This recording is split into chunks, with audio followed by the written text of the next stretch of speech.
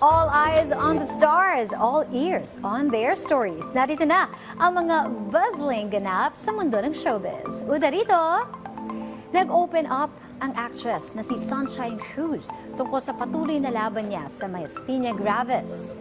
Umabot pa sa punto na kinailangan niyang tumanggi sa dalawang acting projects. Sa Facebook post, ibinahagi ni Sunshine ang ilang masasakit na komento mula sa mga netizens tungkol sa kanyang itsura. Kabilang dito ang comment ng isang netizen na nag-akusa pa kay Sunshine na nagpabotok siya at ang pagtabingi ng kanyang muka ay di umano yung epekto nito. Agad namang itinanggi ng aktres ang paratang at iginiit niya na ang sakit niya ang tunay na dahilan.